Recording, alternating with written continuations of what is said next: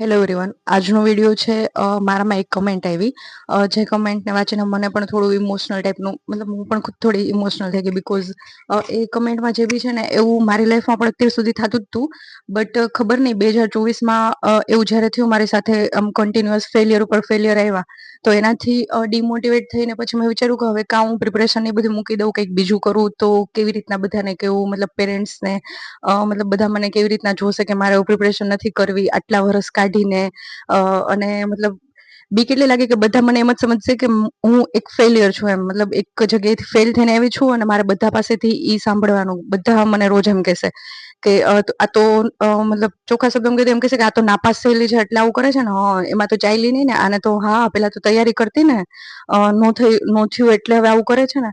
તો મને ખુદને બી એવું જ થયું હતું જ્યારે મેઇન તો મારે જ્યારે ફોરેસ્ટમાં મેં બહુ બધી મહેનત કરી અને થોડા માર્ક્સ માટે રહી ગઈ અને ગ્રાઉન્ડમાં પણ બહુ મહેનત કરીને થઈ ગયું ને ત્યારે મને પહેલી વાર બહુ જ ખરાબ લાગ્યું હતું. મતલબ એટલું રડવું આવ્યું હતું કે જાણે કોઈક ઘરમાં કોઈક બહુ મતલબ નજીકનો માણસ કોઈક એક્સપાયર થઈ ગયું, આમ કંઈક અલગ જ ટાઈપના ઝોનમાં ન જાય કે મને ખબર જ નથી કે શું થાય છે, એટલું ચીસું નાખીને રડવું આવતું હતું. પણ એ એક દિવસ ગયો ને પછી આજ સુધી મેં પછી કોઈ દિવસ એવું જોયું નથી પાછું વળીને કે એ વિશે વિચાર્યું નથી. બિકોઝ એનું રીઝન એ છે કે એકવાર ખબર ને એટલા બધા ફેલિયર આવશે કે મતલબ તમને પછી ભગવાન એટલા એવા અજીબી ટાઈપના સ્ટ્રોંગ કરી દેશે, એવા અજીબી ટાઈપનું તમારી અંદર બધું ડેવલપ કરી દેશે કે તમે જ્યારે એવા થઈ જશો કે તમને પછી કોઈ ઇમોશન ફીલ જ નહીં થાય એમ. કાલે જ્યારે મારું પેલું પસંદગી પત્ર મળ્યું તો ઈ જ જોબ માટે, મારા માટે કોઈ એવું નથી કે કોન્સ્ટેબલ કેવી કે પીએસઆઈ કેવી કે સ્ટડી વાઇસો કેવી કે જીપીએસસી કેવી, બધું સેમ જ છે. જ્યાં સુધી આપણને કંઈ નથી મળતું ત્યાં સુધી આપણે એવું ન વિચારી શકીએ કે આ બહુ નાનું છે કે આ બધું મોટું છે એમ. તો એવું તો મને મનમાં છે જ નહીં કે આ જોબ બહુ નાની, આ જોબ બહુ મોટી, એવું તો કંઈ મને અત્યાર સુધી મનમાં છે જ નહીં.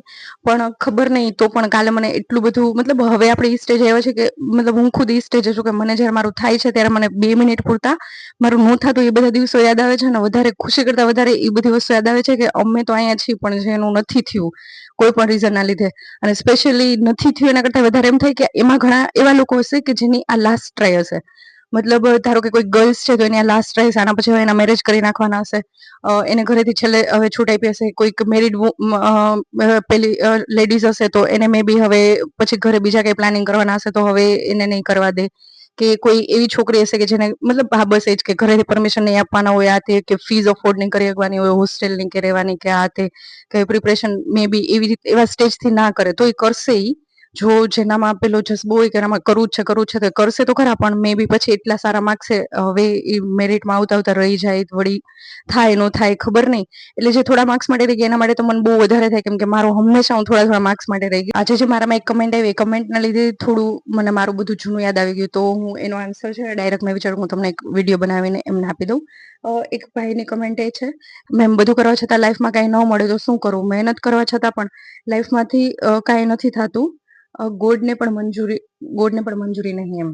ઓકે, તો આ તો કેવું છે કે આપણે બીજાને ન સમજાવી શકીએ પણ મેં ખુદે એ ફીલ કરેલું છે કે આપણે બહુ મહેનત કરતા હોય કન્ટિન્યુઅસ, મતલબ આખી હવે જ્યાં સુધી તમારું રિઝલ્ટ નથી આવતું ને ત્યાં સુધી કોઈ તમારી એ વસ્તુ સાંભળશે નહીં કે તમે બહુ મહેનત કરી હતી, તમે બહુ કર્યું, તો હા સાચી વાત છે ને બહુ મહેનત કરી, એવું કોઈ નહીં કહેવા આવે. પણ એ તમને ખબર છે કે તમે કેટલી મહેનત કરી. એટલે આ એવી વસ્તુ છે કે તમે બહુ મહેનત કરી છે, તમે બહુ સ્ટ્રગલ કર્યું છે, પણ કોઈ અત્યારે તમારા સામે નહીં જોતું હોય. અને મેઇન આ ભાઈએ જ્યારે કમેન્ટ કરી ત્યારે મને એ જ થાય છે કે મેઇન દુઃખી વાતનું થતું હશે કે ભગવાનને હવે સામે નથી જોતા એમ. મતલબ ભગવાનને ખબર નહીં શું જોઈએ છે એમ, આ નથી કરવાનું મારે આ કરવાનું છે, ખબર નહીં લોટ્સ ઓફ મતલબ કન્ફ્યુઝન ચાલતું હશે તમારા મગજમાં કે શું કરું, શું આ તે શું ચાલે છે આ બધું. બટ મતલબ હું અત્યારે તમને ગમે એ કહીશ તો આ જેની કમેન્ટ છે ને ગમે એટલું કહીશ ને તો હું એમાંથી નીકળેલી છું એટલે મને ખબર છે કે કાંઈ મગજમાં નહીં જાય, પણ તોય મનથી એવું થાય છે કે હું એકવાર તમને કહી દઉં. પહેલા તો તમે આ વસ્તુ છે ને ભગવાન ઉપર છોડી દો.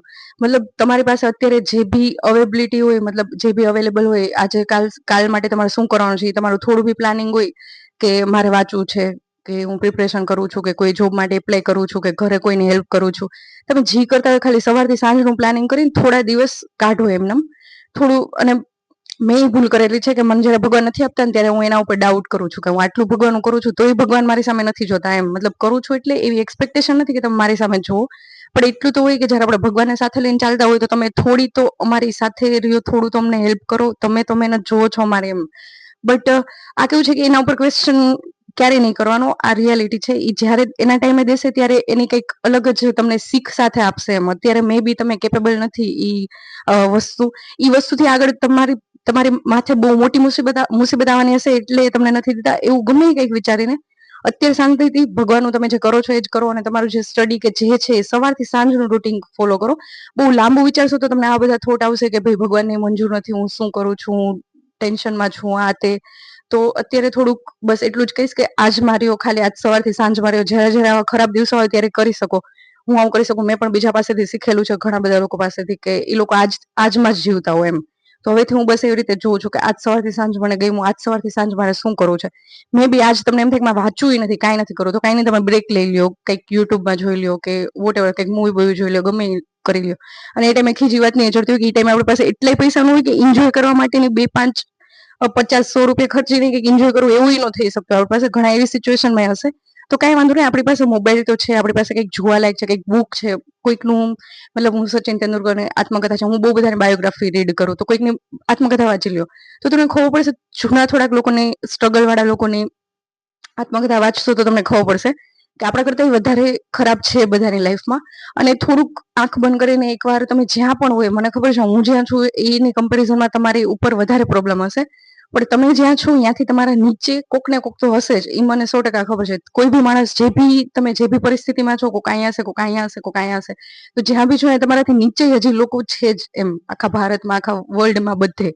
તો આવું જ્યારે જ્યારે થાય ત્યારે તમે થોડુંક તમારાથી નીચેના લોકોને જુઓ, થોડુંક ભગવાનને કઈ એવું હોય તો માંગો નહીં, કઈ બોલો નહીં, બસ એની સાથે થોડુંક કોન્ટેક્ટ તો રાખો. કેમ કે એના સિવાય કોઈ દિવસ કઈ નથી કરવાનું. ભલે એ આપણને ગમે ન ગમે, પણ એના સિવાય બીજા કોઈના હાથમાં કઈ છે નહીં કે કઈ આપણું કોઈ દુઃખ સમજી શકે કે જોઈ શકે એમ. એટલે બસ એટલું કરી શકો. આવડી કમેન્ટ થોડી વધારે ઇમોશનલ હતી અને મતલબ મારી લાઈફ હારે કનેક્ટેડ હતી. મારી સાથે બહુ બધા વર્ષો એવા ગયા છે એમ. એટલે અત્યારે કોઈકને મારો ફેસ જોઈને એમ લાગે કે ઓ આને તો જોબ મળી ગઈ એટલે બહુ સારું લાગતો છે આમ તેમ, પણ ઈ દુઃખ તમે જોવો ને તો અત્યારે એટલી ખુશી ન થાય આપણને. મતલબ મીડિયમ રહે બધું, એટલું બધું ખુશ ન થઈ જાય કે ના મને કઈ મળ્યું છે. કેમ કે દુઃખથી એટલે આપણે ભરાઈ ગયા હોય ને કે અત્યારે હવે એમ થાય. પણ મારા કરતા સાચું કહું તો મને કાલ રાતથી, જેમ મને પેલા એવું હતું કે મને આવું થશે ને, ઈ રાતે હું બહુ મસ્ત નીંદર કરીશ. કેમ કે મેં બહુ નીંદર બગાડી છે મારી. મને બધાથી વધારે ગમે શું, ઈ જ મારું મેં બગાડ્યું છે. પણ તોય અત્યારે મને હજી એટલી મસ્ત નીંદર નથી આવતી. કેમ કે મને બસ ઈ જ વિચાર આવે. મારા કરતા જાજા મને એ વસ્તુ ના વિચાર આવે કે ઘણા લોકોને જોબ નથી મળી તો એ લોકોની રાત કેવી જાતી હશે એમ. તો બસ એટલું જ કહીશ. બાય. ધ્યાન રાખો અને શાંતિથી રહ્યો. તમે કઈ જાજુ ઓવર થિંકિંગ ન કરો. જે બી લોકો છે, જે બી લોકો ફેલ થયા છે આ ફિલ્ડમાં, સ્પેશિયલી એ લોકો. કેમ કે ટાઈમ બધાનો આવે છે. હા, એક લાસ્ટમાં એક ટાઈમ બધાનો આવે છે. કોકનો 20 વર્ષે આવે, કોકનો 25 વર્ષે આવે, કોકનો 30 વર્ષે આવે, 35 વર્ષે, 60 વર્ષે આવે. તો 60 વર્ષ સુધી તમને એ દેખાતું હશે. કોકનો 20 વર્ષે આવી ગયો તો તમે એની સામે જોશો કે આને તો અત્યારથી આ પૈસાવાળા થઈ ગયા, કે આમ થઈ ગયું, કે તેમ થઈ ગયું, એનું કરિયર સારું થઈ ગયું. 30 વર્ષે તમે પહોંચશો તો કોકને જોશો 30 વર્ષે આને બધું મળી ગયું, પણ તમે 60 સુધી જોયા કરશો, પછી તમને 60 મળશે તો એ મતલબ સમજાણું. બધાનો ટાઈમિંગ અલગ છે. ભગવાનને બધાને દેવાનો ટાઈમ અલગ છે અને ભગવાન એ રીતે દે છે. એક મતલબ કહેવાય ને કે એક લાઈનમાં બધાને બેસાડે છે. કોને સૌથી વધારે જરૂર છે, કોને એનાથી ઓછી જરૂર છે, કોને એનાથી ઓછી જરૂર છે. એટલે ભગવાન બધાને જોઈને જ આપે છે. ઈ બાયસ નથી. બાકી દુનિયામાં હું બાયસ થઈ શકું, તમે થઈ શકો, કાલ સવારે હું થઈ શકું, પણ ભગવાન જેટલું કોઈ પેલું નથી કે એ બધાને જરૂર પ્રમાણે આપે છે, જરૂર પ્રમાણે, ટાઈમ પ્રમાણે આપે છે. તો આપણે તો બીજું કઈ ન થઈ શકે. શાંતિથી બસ જે કરી છે સવારથી સાંજ કન્ટિન્યુ કરી, બસ એટલું આપણે કરી શકીએ. તો ઓકે, બાય. અને ખોટું ટેન્શન ન લ્યો વધારે અને શાંતિથી રહ્યો.